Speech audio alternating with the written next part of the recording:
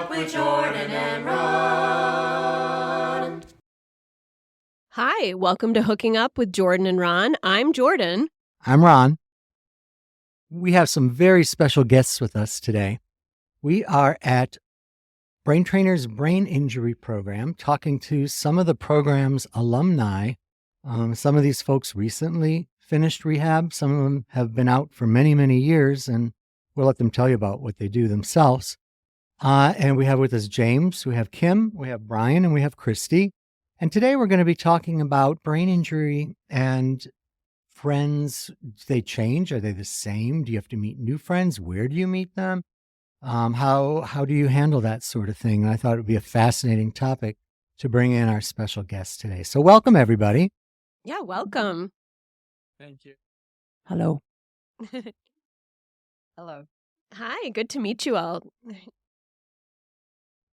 So that's the question, right? You've all had a brain injury. You've all spent a lot of time in rehab with me, so we all know each other really, really well. Also in the room, we have one of our therapists, Cindy, who has been with us for probably 20 years now. I hate to say that, but she may or may not pipe in. We'll see. So I guess that's my first question. What are people's experiences? What has your experience been with adult friends since your injury, either after, during, now? What's it like for you?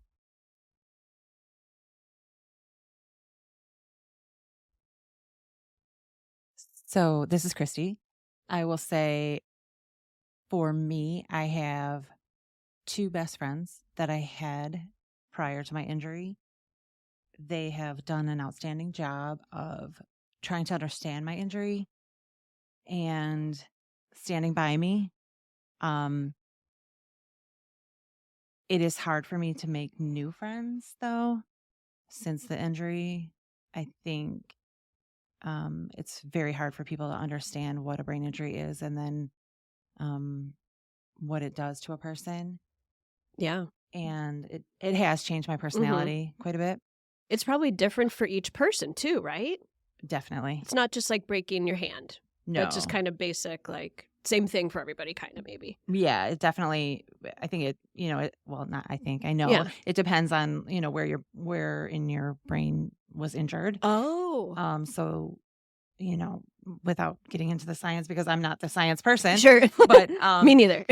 But, depending on where your brain injury is, what was injured, and then, what it affects, Uh-huh. I know that mine definitely affected certain aspects of my personality. Oh. And I know that I have certain things that are affected, such as I speak freely. I definitely have sometimes what I call diarrhea of the mouth. Like, Yeah. I just sort of like blab out, and sometimes it's truth that hurts. Oh, interesting. And so that sometimes has very negatively affected any new friendships. Oh, because wow. they don't understand. Okay. Oh, that's hard. Yeah, we call that disinhibition. Sometimes nickname it disinhibition. Sometimes kind of nickname it the oops, I'm sorry syndrome. Stuff has come out and you've blabbed it or said it. Things that we normally keep inside our head come out very easily, right? What have other people's experiences been like with friendships? This is Brian, and as far as my experience, I had, before the car accident, I had about 50 friends, like true friends. Wow. And then after the car accident, only one friend stuck by my side. Wow. Yeah. Very grateful. Actually helped her in her journey to get a career as a psychiatrist. Oh, cool. She actually spoke to one of my past psychiatrists, and he was able to help her. As far as me gaining other friends, I was living in Canton when the car accident happened. I lived all around Michigan, and then Canton was the last city that I lived in. And then when the car accident happened, I was flown to Ann Arbor Hospital Mm-hmm. to get rehabilitated. Since I've been in Ann Arbor, I don't have close friends like my best friend, but I do make friends with people that I visit at like the coffee shop or at the grocery store Mm-hmm. or just random places. Because of my brain injury, I cannot hold any type of job, temporary job, Okay. no job, no Mm-hmm. volunteer. So Mm-hmm. I decide to just work out. I'm a huge workout A person. gym rat, as they call it, right? Yeah. I was going to Planet Fitness before COVID. Since COVID has started, my father was nice enough to buy me my home gym equipment. Cool. Because I live in a small apartment. Mm-hmm. It's not like the typical home gym equipment you would find in Mm-hmm. a standard gym, but it works all my muscles just as good. And then, like I said, I meet people on the way. Mm-hmm. I like to take a mile walk, sometimes a 2 mile walk, and my mile walk is going from my apartment straight down to the coffee shop. Oh, perfect. Yeah. Yeah. Grab a coffee and Yeah, for sure. Nice. Geez, I don't know what else. Yeah, that's great. James, how about you? Well, it's interesting. Since my injury, I I've met very few people who are um within 10 years of my own age. Oh. I was a senior in high school when it happened, and most of the friends I've made since then are in their 40s, 50s, or 60s. Which and it's interesting. I used to have, before my injury, all my life up until my injury, I had what I now estimate to be inhibitions for 3 in terms of talking to people. Mm. Whereas now I talk quite freely with people I've never seen before. Oh, that's great. And that's one of the lessons Ron has impressed upon us is we need to make sure our brain is engaged before our mouth is in gear. Oh, wow. And You didn't teach me that, Ron. I know. Oh, believe me. I Maybe I believe should me. come here more often. Yeah. Well, I'm sorry to hear that, Jordan. James, is that because you also have this disinhibition, or do you really need to push yourself to talk to people and make friends? Well, it's interesting. In most ways, I have the opposite of disinhibition, which is adynamia. It's difficult for me to initiate things. It's difficult for me to. It's basically inertia of behavior. It's easy to keep doing what I'm doing, or if I'm doing nothing, to continue doing nothing. I also need to work on my what my psychiatrist calls stick-to-itiveness. I'm very good at making plans, but then following through is something that I need to work much harder to do. Sure. Thank you. Kim, how about you? What's your life in the world of friends been like since your accident? What's up? I grew up in a town that I still live in. Oh, wow. And it was a small community when I grew up, so I knew a lot of people in my town. but my accident happened many years ago. I'm 15, over 15 years.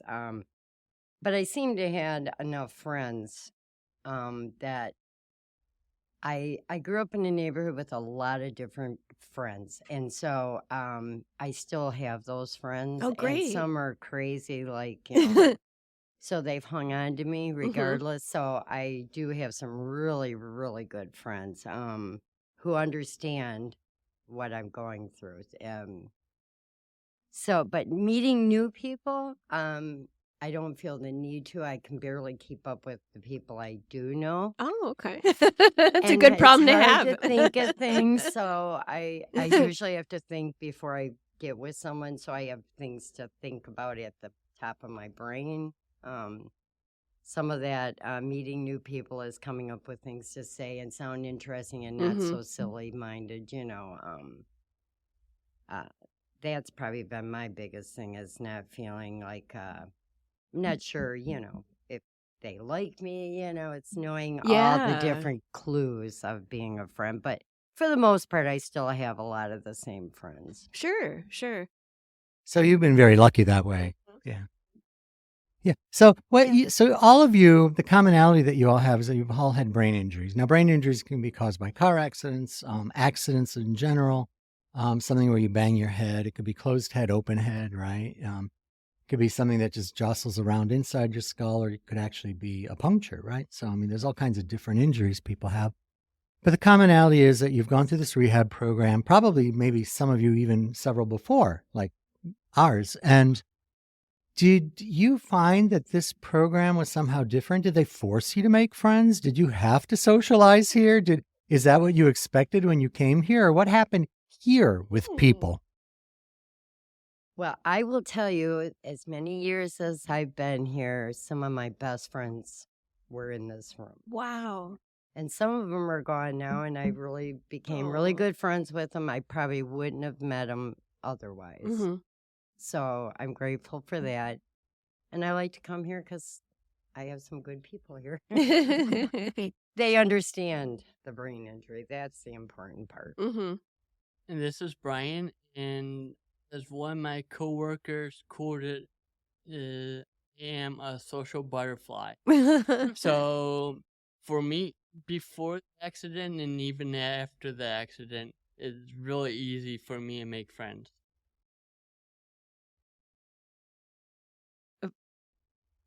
As far as brain trainers goes, I will say that when I was hesitant to come here in the beginning. I had tried a great many rehab type things. I Oh, had been wow. in lots of programs and didn't really see a whole lot of results. And my doctor suggested I come here once. I ignored them.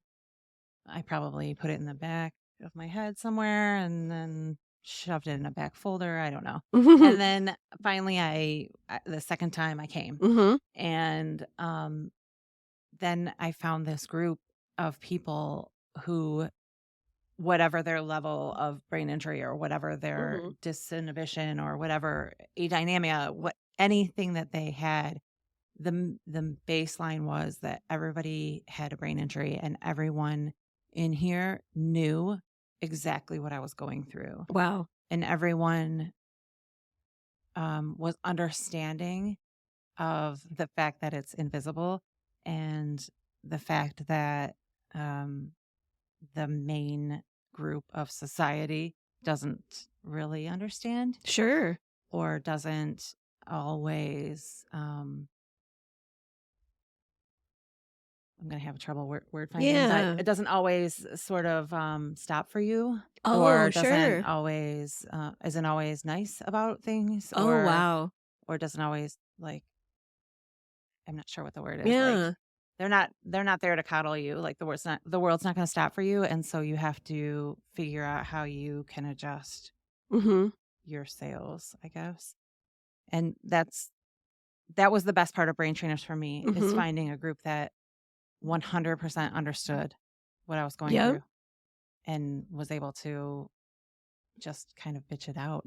Yeah, no, absolutely. So have any of you done things with people outside a program that you met here? I mean, James, have you ever gone and done anything with people that you met here and got together in the community and gone and done anything? Former trainee Bill, till he moved out to the West Coast. Oh. Used to take me to Planet Fitness, and that was a nice way for me to get out of the shell I generally live in. It's interesting. I interact and I thrive in conversation with other people, and yet my lifestyle is very what's the word?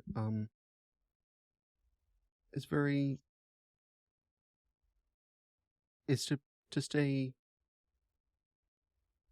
at home without meeting people, without doing very much, and that's something I have yet to figure out exactly how I'm going to how to change that routine. Yes. Yeah. Well, it sounds like it's something you're working on. It is. Yes. Yeah, having known James for a while, he's always the first one here. Every group morning, he's like here 45 minutes before everybody else. He's like the greeter. He's like the gatekeeper, right? Yeah, and he's often the last person here too. Oh, So nice. yeah. So clearly, there's friendships that have been formed here. I have a question. When, out in society, out and about, what are some things that those of us that maybe have not experienced brain trauma could do to be more welcoming and open and sensitive to someone that maybe we meet and we find out that they've gone through this? Is there anything we can do to be, open to that? Well, nowadays, since it's pretty much out there in public that people are disabled. Sure. I am just up front, and I just tell people I am disabled. And I explain what disabilities apply to the situation, because I have a laundry list of disabilities. I learned with the first person that I saw, and I told them the whole laundry list, and they were just like baffled, and we never spoke again. So I quickly learned only tell them what applies to the situation. Oh, okay. Yeah, for sure.